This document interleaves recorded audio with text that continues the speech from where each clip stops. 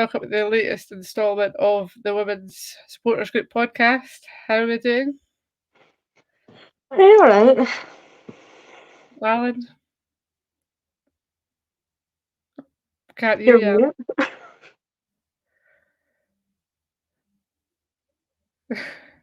Anyway, Carl, we'll go to the fact that Lucy Inman had to be recalled this week as Vic Essens on international duty, bizarrely in the middle of the season, but I think it's their summer over there, so Vic's away, hasn't actually played, but we recalled Lucy anyway from Queen's Park. Aye, she's on a wee holiday getting some sunshine away from the freezing cold of Scotland, sitting on a bench. I do get why they recalled her, because she is their number one most of the time, but it's just kind of weird. I guess, is it to do with the Olympics or something? Then if they win this, they go to the Olympics. I'm not really up to date and all that kind of stuff, but I guess it's kind of important for them. So, but I thought we'd recall Megan Cunningham. I didn't think we'd take Lucy back, but I guess that's testament to how well she's been doing at Queen's Park. Yeah, she looked like she was enjoying being back in amongst the team in our warm-ups, but luckily we never needed to count on it anyway. So we'll jump straight into the action. We've obviously played 2 games this week. We've started off against Hearts midweek Wednesday with Fife and goals, Hill, Medag, Docherty, Hay, Cornet, McLaughlin, Arnott, Rowe, Ross and Hardy. Were you happy with that team, Alan? Can we hear you yet? No, still can't hear you. Kat, do you want to take that? I mean, I was as happy with it as I could be, to be honest. There wasn't many options, and I think it became notable then that Rachel McLaughlin and Kirsty McLean clearly had something more than just being rested, and I think that started to worry everyone a little bit because we weren't sure what was going on because we don't get told anything. So a bit of a worry there, but other than that, very strong team, fairly happy with it, to be honest. Thought we probably could have played well, within reason, most of the squad and been okay against Hearts. At least that's what I thought, but we'll come on to the game and get into how I was probably wrong in that respect. Well, since Alan's had to dip out, we'll just stick with that. It was a very frantic start, shall we say. It was very fast-paced. We were like, what is going on here? Like, Hearts players were flying in, our players were flying in. Just an absolute crazy start to the game. It was very physical, which I did enjoy, but there were certain tackles that I thought maybe the ref probably should have pulled it back, had a word, and because he didn't, that just kept going for basically the whole game, which then became almost a competition with who's going to fly into another tackle and who's going to make a worse one. So, I mean, I like those games, I like physical games, but I think at that point we needed to just get the ball on the ground and play football rather than getting sucked into tackles and pulling and shoving and all that kind of nonsense. Yeah, it was definitely one of those games, and I suppose, as we'll touch on later, we're kind of getting the last couple of games sucked into other teams' way of playing rather than focusing on our strengths and what we can do good. But that's the kind of 2 games. I think Joe will be having some stern words because we play so well, so why change the way we're playing to kind of suit other teams?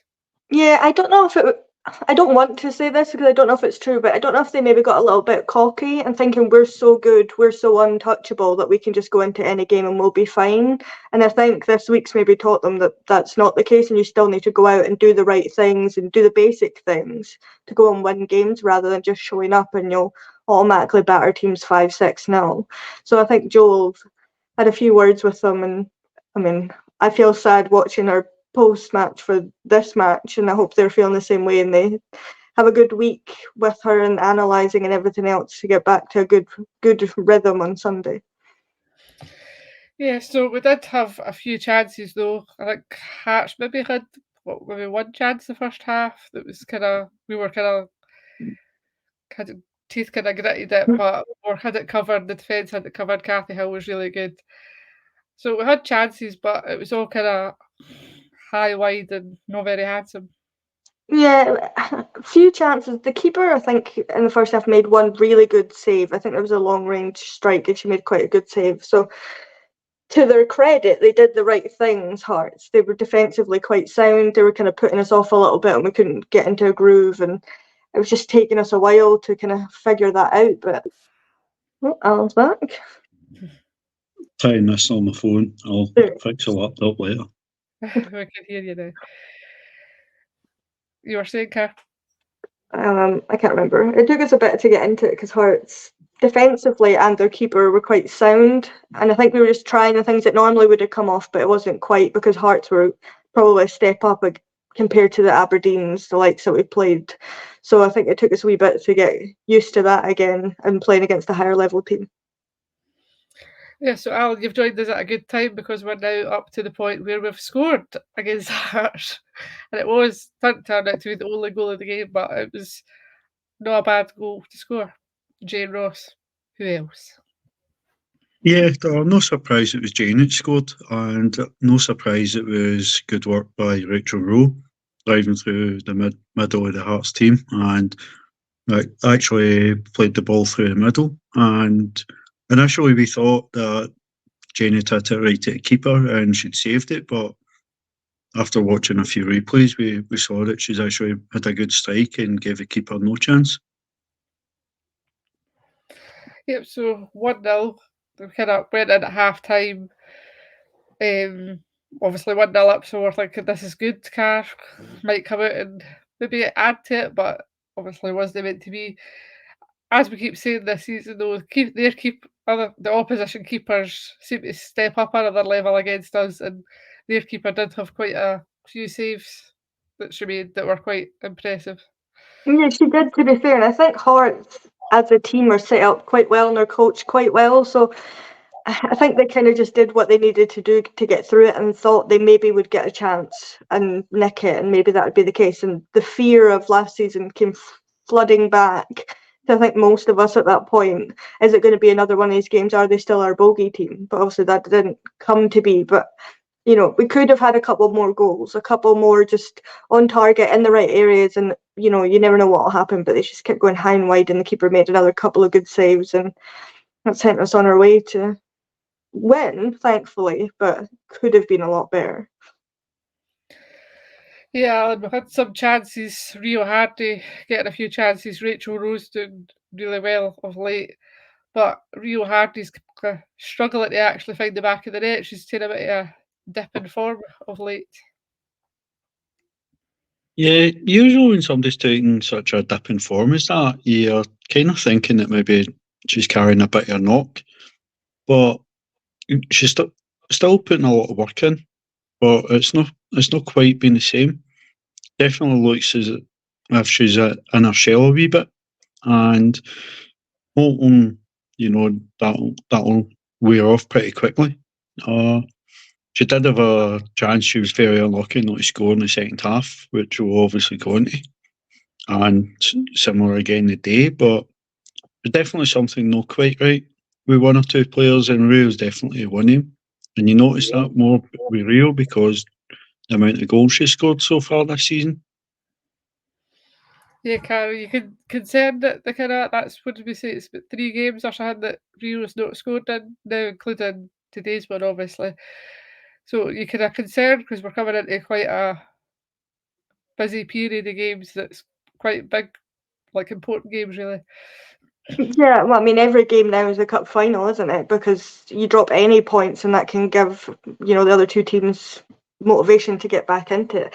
I don't think I'm concerned. I think she's just one of these players that if she's not the main goal scorer, she'll be the one that's trying to get the ball to everyone else to score. It just hasn't been coming off, and she's been coming deep and going wide and not being where she was before. She was more of a poacher. She would just be in the right place at the back post, in the middle, wherever she needed to be to get a goal. And it just hasn't been quite happening the last few games. And whether, as Alan said, maybe she's got a bit of a knock, or maybe since her injury, she's just not fully back to fitness yet. And we just don't really have many other options. Kirsty's out injured. Sarah's not hit the heights that we maybe thought that she would when she came in. So the options there are kind of limited with sending Laura Berry out on loan, etc. So I think we just kind of need to give her a bit more time and hope that against Celtic she'll do what she's done in previous 2 games against Celtic, and we'll all be singing her praises and happy again. Alan, do you think it's maybe the fact that she's playing alongside another striker with Jane Ross, and she's kind of just having to get used to the dynamics when she's been so used to having Kirsty Howitt by her side. There's definitely a bit of adaptation for anybody changing the partner they're playing with. It'll be the same when we're changing people at the back, when everybody's been used to playing with Rachel McLaughlin and now she's not on his side. So people are adapting to either Cathy or Ailey or Michelle playing it there. But I think that's probably coincided with Rio having a knock and maybe not quite being fully fit. You'd have expected Jane to be the more static of the two strikers and Rio doing more of their running about, but it's kind of worked the opposite way. And I'm not sure if that's necessarily by design or sort of by default because Rio's not quite 100%. Yeah, so Rio and Brogan went off. Mia McCauley and Sarah Ewens came on Car, but didn't really make much difference. I think they had a couple of chances, but it never really made too much difference, to be honest. Would you say that's kind of concerning when we've talked about so much strength and depth and then players are coming on, but it's not really changing much? Yeah, it's odd, isn't it? When, anybody could be subbed on and they'd add something else to the game. And it just seems like recently, maybe it's just so many games back to back has maybe taken its toll, and maybe, all the training and stuff has finally gotten to them because they've done so well, so far into the season that they've managed okay. And maybe it's just hit a point where they're all a bit tired or whatever. I don't know, but it's not really an excuse, to be honest. They know what they should be doing, and maybe they just let standards drop a little bit, and hopefully that'll be fixed rapidly for Sunday. But it's just odd. I don't know if I'm concerned. I just find it very weird that a team of such high standards and high ability and talent has suddenly dipped quite a lot in the last week. It's bizarre. I don't understand it at all. Yeah, so the last kind of action of the game was Lizzie going off for Jodie, and I think we should give a little mention to Lizzie getting awarded or getting presented even her top for 100 appearances for the club. Good to see that obviously we're doing all this like recognition and that, but I think Lizzie wins the photo for the most awkward looking and being so far away from Joe in the picture. I think apparently they were told to do that, but it looked a bit odd. But good for Lizzie to kind of be recognised in that way. Oh, it's brilliant they're recognising all the players who are reaching this milestone because, particularly in the women's game where contracts are short and people move about so much, it's absolutely brilliant that we've had 4 players hit the mark of 100 games for the club this season. And there probably are a couple of players in the squad that can't be too far away from that mark. But yeah, sometimes these photos taken quickly can look a wee bit awkward. So, I'm sure that photo will still take pride of place for Lizzie somewhere. But yeah, Kat, as somebody that's watched Lizzie for a few seasons now, good to see that she's kind of been recognised and she's done so well for us. Yeah. She continues to do so. Yeah, I think I don't know if I'd go as far as saying she's a Rangers women legend quite yet, but I think she's close. She's one of the ones that when you look back at us winning the league and the cups, she's always been instrumental in everything that we've done to get to those milestones. So it's good that she's been recognised for 100 games. I'm sure she's got a few more left in her. Hopefully, maybe not 100. That might take a wee while, but you never know. Hopefully a good few more and we can go on and win things with her. But when you compare Lizzie that is now before, injuries and whatnot, she's not quite where she was the heights of us winning the league. So I'm hoping that, a bit of time, maybe a bit of rest, whatever, she can get back to that. Or maybe it's just a change in position, change in system, and that's made her look slightly different than she used to be. But she's still up there for me as one of the greats of our squad. Yeah, definitely. So the game finished 1-0, Alan. Who would you say was your player of the match for that game? I'm pretty sure that I cast my vote for Tess for player of the match. I thought Tess was immense in the Hearts game. A back line, even though we've been sort of struggling for form a wee bit, our back line's been excellent recently, and Tess has been a big part of that. She controlled the game at the back incredibly well during the weekend. I think she was a standout for me. Car? I mean, it feels like a lifetime ago now to me, but I think I picked Rachel Rowe, to be honest. I think she was kind of in and around everything. She assisted for the goal, flying into tackles as she usually does, and looked like she was having a great time. So I think I went for her. Yeah, I think I went for her as well, even though I put the vote up, but Yeah. she did eventually win it, so I think it was justified.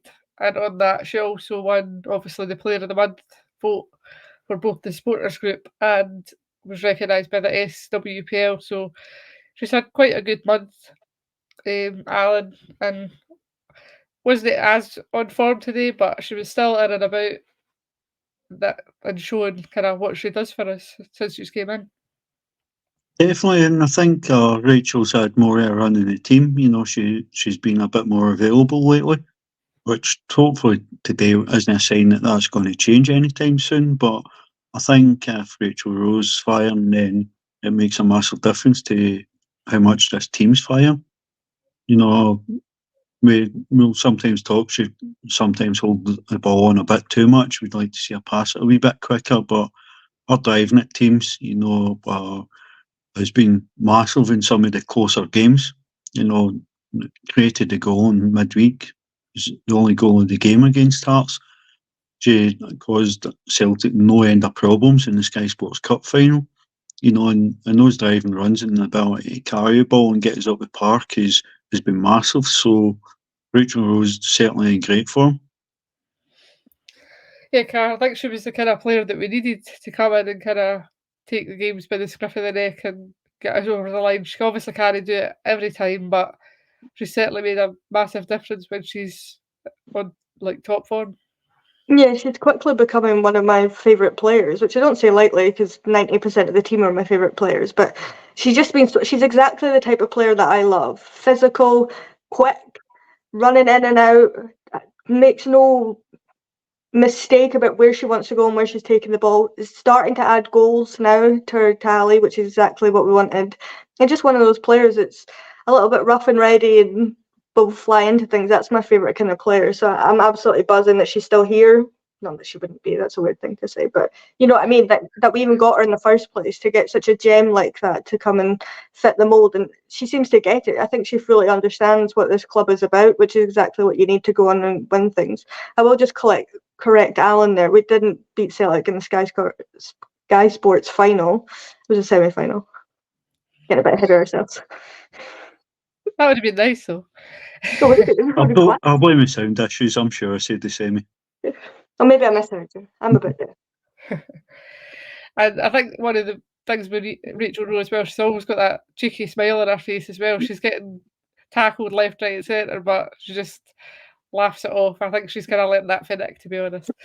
But anyway, we've held off long enough about today's game, so we better discuss the latest game. Our trip to Petershill Park today, early kick-off, which was nice to get home early, but it would have been nicer with the full 3 points. But anyway, these things don't always work out the way you want to. So today we had Fife in goals, Docherty Hill, the Dag, Rowe, Ross, Macaulay, Arnott, Ewens, Cornett and McLaughlin. Alan, what did you think of that? I was generally happy with the team. Was a concern that you only see 6 subs named. We've seen that quite a few times lately. We've obviously got a few injuries, and we've gave out an extra couple of players on loan, which has left a little margin. And our biggest concern at the start of the game on top of that was when we saw Rachel go away with the physio at the end of the warm-up. So overall, the starting lineup I was quite happy with, but that gave the first sort of moment of concern in the day. Hey, Karen, what did you think when you seen the team? Initially, I said, what's good that we're giving Rio a rest? And then I very quickly changed my mind. Because initially I thought, oh, well, that's fine, we'll give Rio a rest, let Sarah have some minutes and, sort out the first half, 60 minutes, whatever, and then get Rio on. But obviously didn't quite pan out the way that we wanted it to. But it's nice that we've got rotation, but as Alan says, we don't have as much rotation as we did previously. Obviously, Kirsty McLean isn't there for whatever reason, we don't know. Rachel McLaughlin's injured. Libby has disappeared. I think his hamstring, don't know what's going on there. Liv has obviously come in.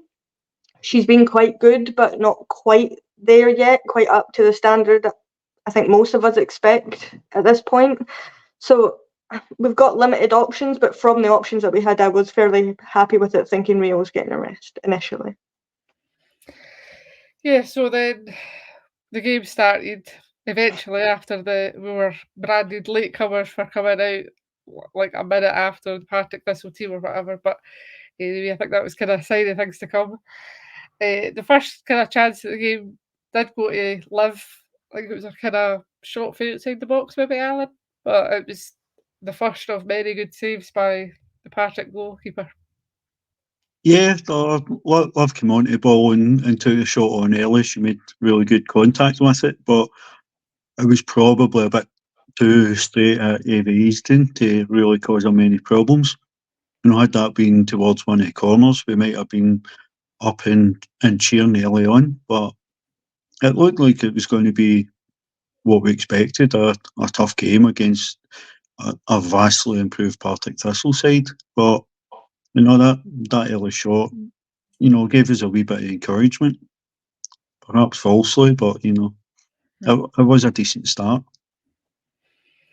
Yeah, Karen, much like the Hearts game, we had a few chances, but the majority was being blocked by the Partick defence and kind of midfield as they were kind of set up in that low block that we all hate to see.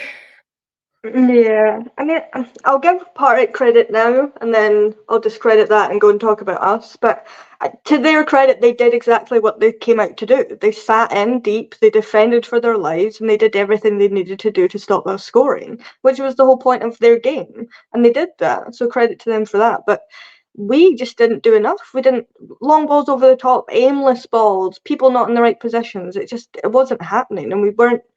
I don't know what we were doing, because I'm fairly sure that's not what Joe told them to do. So I don't know what the script was there, but I thought that's fine. We'll come out the second half and we'll get what one has to go in. One of these long balls over the top has to work. That didn't happen. No, it didn't.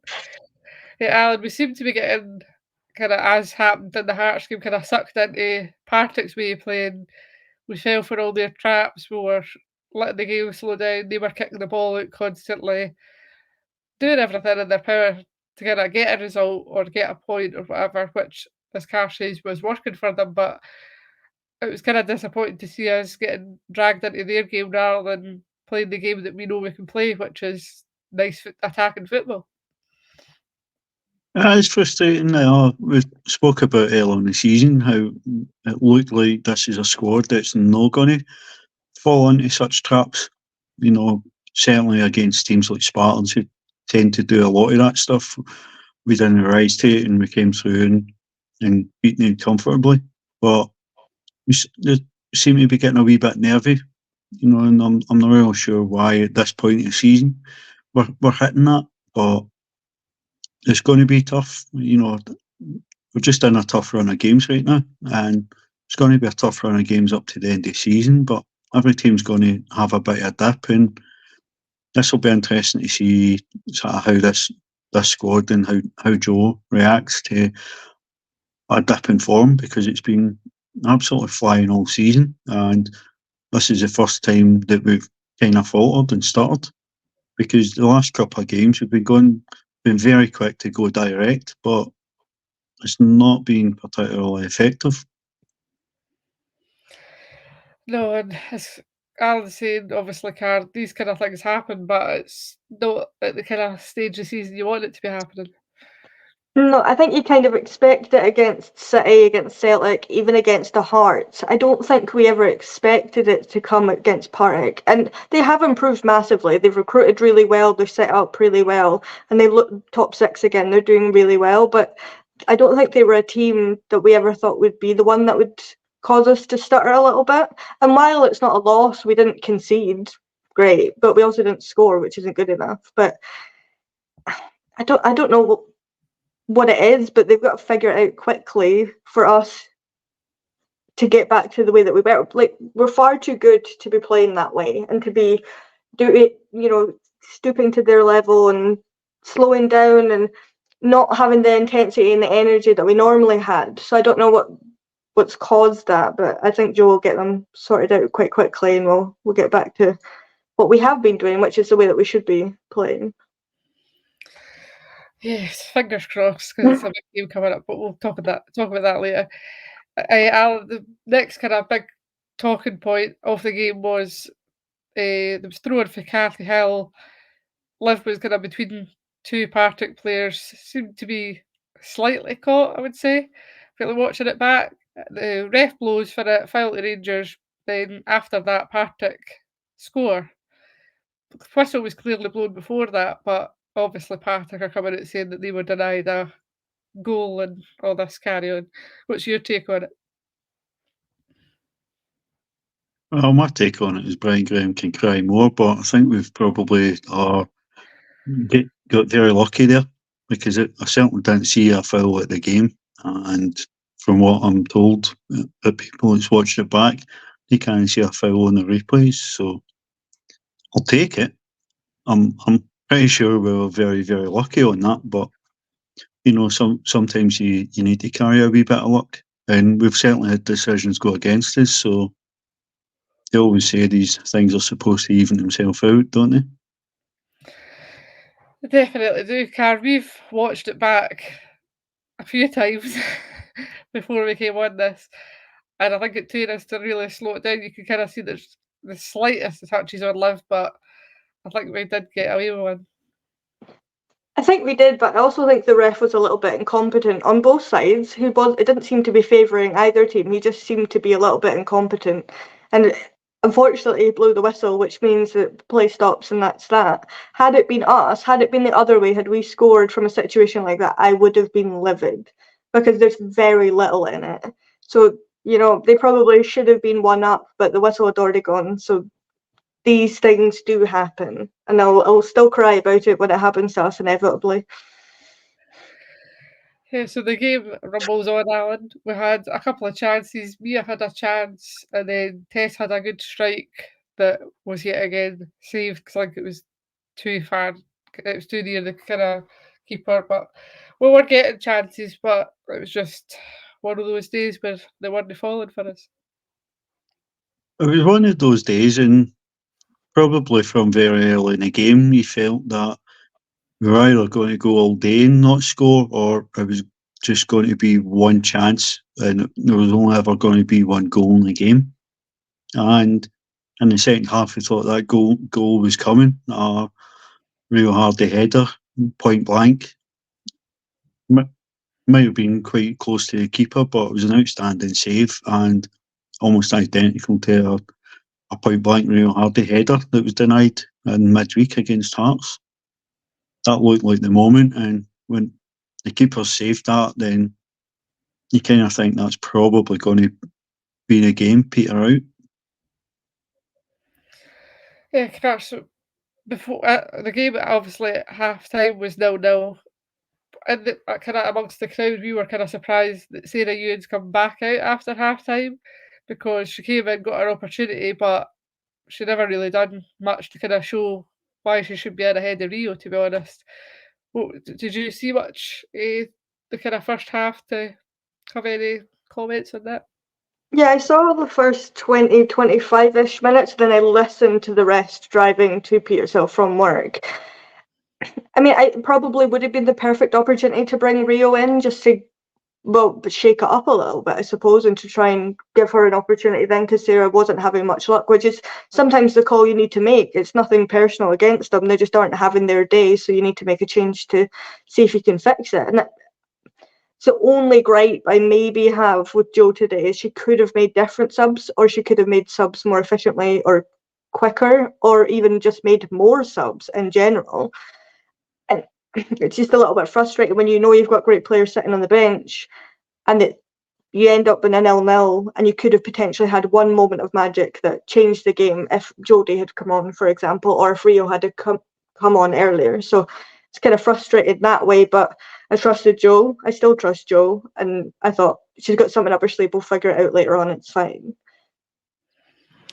Yeah, do you think Sarah was just unlucky because it was one of those days, or do you think she really needs to do better for us? I don't think there's any doubt that we need to see more from Sarah Ewens, but I think she's just in a wee vein where she's having a dip in confidence, and she looks like a player that's not playing with a great deal of confidence. When she is coming in the team, it's even when the ball's played into her, it seems to be sort of bouncing off her a bit, and she's not quite getting control of the ball, and she's not linking up as much as you'd expect her. And she's come in here with a track record of scoring goals, and lately she's not really had many opportunities. Yeah, not great to have two strikers that are both deciding to go out of form at the same time, but such is life.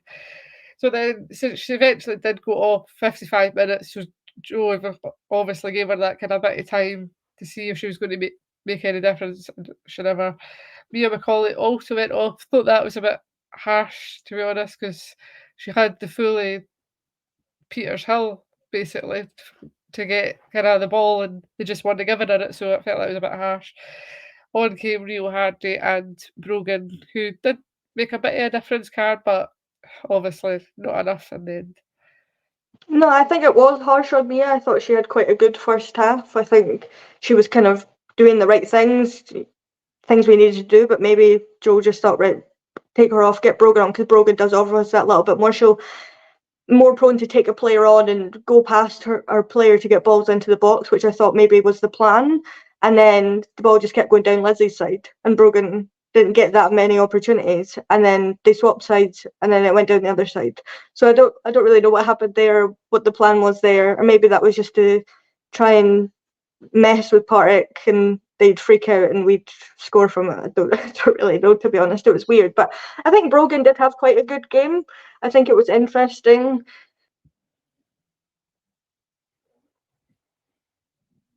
Don't know what happened there. The screen. My screen refreshed. I think it was interesting seeing her coming up against her sister and other players who were quite solid defensively, and I don't necessarily think she was maybe expecting them to be as maybe physical towards her, but that's the way some teams set up, and that's what you've got to do. But I thought overall she had quite a good game. The tactics maybe didn't reflect what needed to be done for her to show her best qualities, if I can put it like that. Yeah, so then the game kind of petered out. No many chances. Alan ends 0-0, disappointingly. This kind of feel like, after the way we've played this season, it does feel more like a defeat, I would say. I think the players kind of felt that as well, but we're still undefeated, so there is positives to take, but I think the team really need to analyse the past few games and obviously improve on it next week, because we've got another big game. Yeah, I think it does feel quite deflating, particularly ahead of the next game, particularly the fact that we've dropped points against the team we're going to play in the cup final in a few weeks' time. But as I said before, the split started early for us, the way the fixtures have fell. Every game we've got for the rest of the season is against one of the top teams in the country, and we want to be at the top at the end of the season, so we're going to need to win these games. We're going to need to gut these out and find ways to win when we're not our best. I think possibly, we'll look at it. Hopefully we'll be looking at it this time next week and saying next Sunday's game is a perfect game at the perfect time. We've obviously got the benefit of a big pitch. We get a chance that we can go after them. I think they can be got at, but we have to be very, very wary at the back, because they will score goals, and we've been good defensively recently. We've been very solid at the back, but we need to cut out mistakes. We need to make sure we don't give away chances and stupid set pieces. Yes, Alan's getting a bit ahead of himself talking about next week, but we'll bring it back to today's game. As hard as it probably is, do you have a player of the match for today?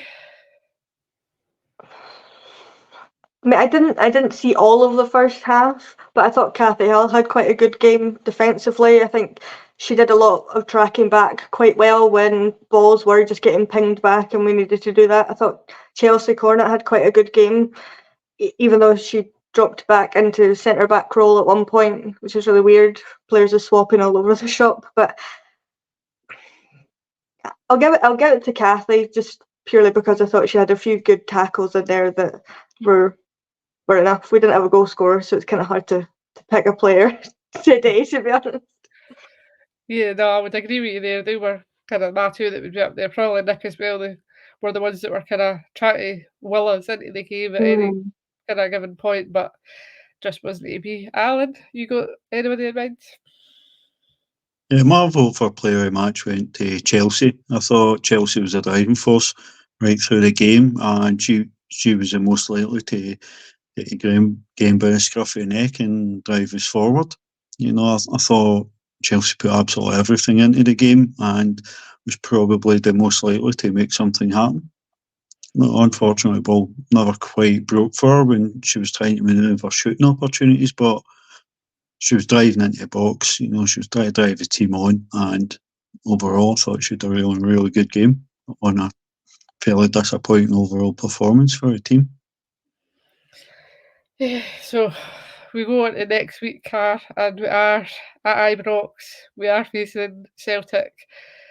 3:10 kick-off. It's on BBC Alba. Thoughts on next week? I can't decide if it's the best possible game to have or the worst. I mean, I guess we'll find out on Sunday, won't we? If it's a turning point and we just do what we've done in the last two games against them and just, I want to say brush them aside, but we didn't. We got stuck in, we did what needed to be done and we ground it out. Or it'll be another game like today where we get sucked into their game and struggle. But I'm hoping that the draw, I'm going to take that back very quickly. The draw against Partick today has really driven home to these players that every game from now until the end of the season is massive and we can't afford to drop any more points. This is you dropped them earlier in the season, you dropped them today. That's it. You need to kick on now and you need to win all of the games for us to win anything this season. So I'm hoping that has lit a fire, let's say, to be family friendly under them to get them ready. I don't think it'll take much for most of them to get up for an Old Firm, to be honest. But the fact that it's at Ibrox kind of gives me the fear a little bit because it's a change of location. Maybe we should have just left it at Broadwood.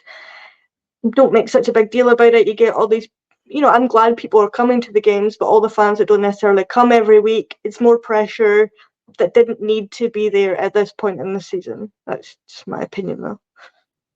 Yeah, especially with both already seem to be struggling maybe with a little bit of pressure. But Alan, do you think maybe as difficult as today's game was to take, which I keep talking about it as if I've lost, but it was only a draw. But do you think it's maybe good that the blip was today if we want to have one rather than next week? It kind of gives us that boot up the backside today. Well, if you're offering me a draw today to trade off for a win next week and a win in the cup final, then I'll take that all day long.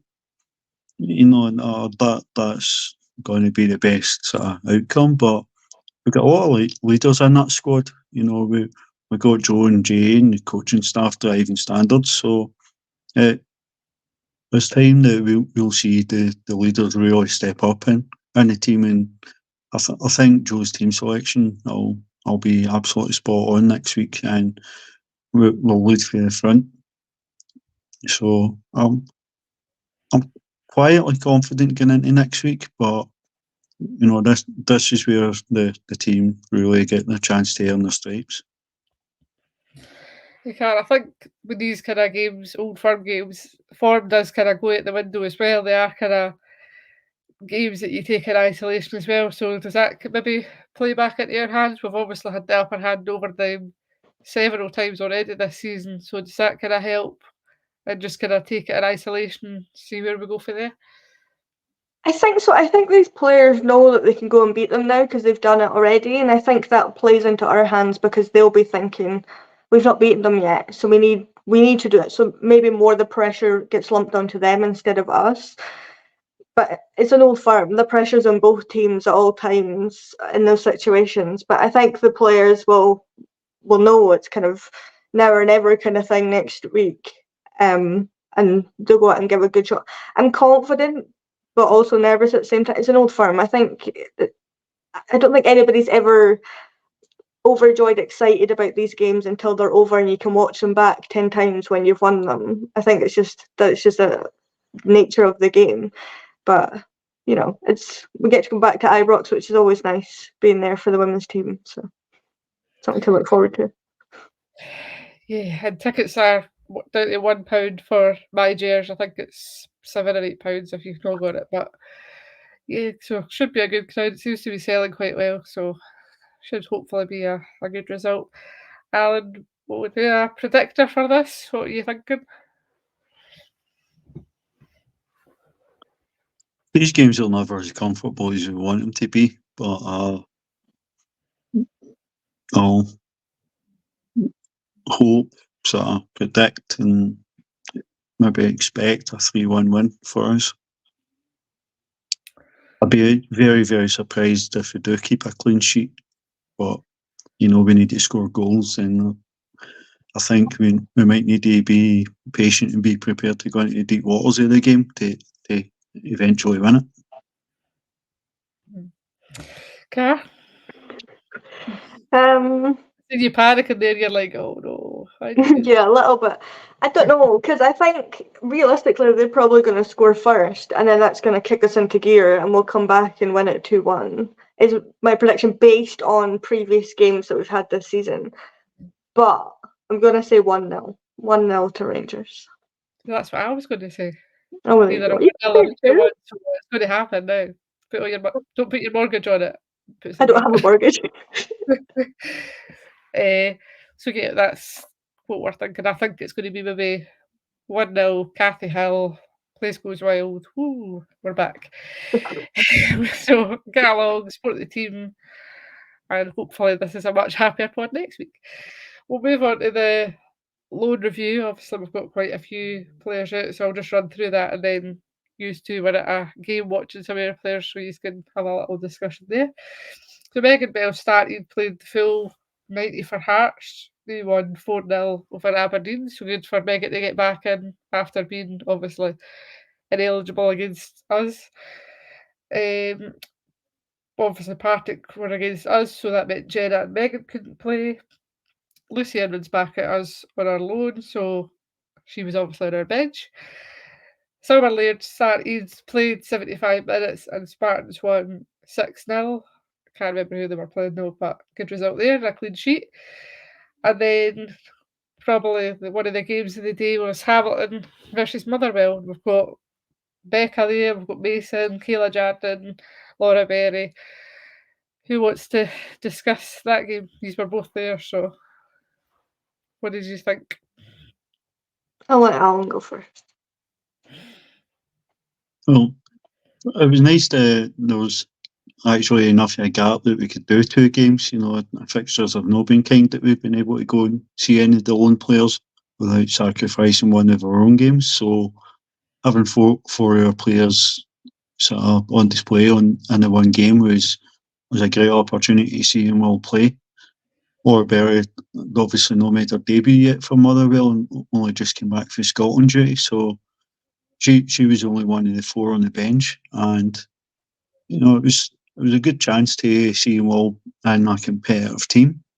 I think games like this prove that the split can be a really good idea, because rather than these teams getting battered every week, they can actually be around the teams that are close to them in the league. And we obviously were there not with any sort of allegiance to who was going to win, with two players on each side, so it was more a case of Player FC support the day, and Becca showed up really, really well. You know, Mason maybe didn't get in the game as much as she'd have liked, but you can see the development in Mason, having played first team football. You know, she looks far more comfortable in a first team environment now. And Kayla Jardine looks like she's improved massively on her second loan spell at Motherwell, and was a constant danger, whether she was on the right wing or the left wing. Yeah, Kayla for me was one that I was really impressed by. Obviously, me and Laura have been to see Mason, and Becca didn't see too much of Kayla, and she looked at. She probably could have had a hat trick in the first half had it not been for some good goalkeeping from our ex-goalkeeper Chloe Nicholson, and some just slightly stray shots high and wide. But she looked really outstanding. She looked really good. But they all did, to be fair. Mason, I think, just didn't have much of an opportunity, and she wasn't quite getting to the ball when it was coming her way. Becca, tremendous assist for Aki's first goal, second goal, First goal. first goal. Forgotten already. And then obviously Laura Berry did come on for at Motherwell and scored a I keep saying the word tremendous. This is my new superb.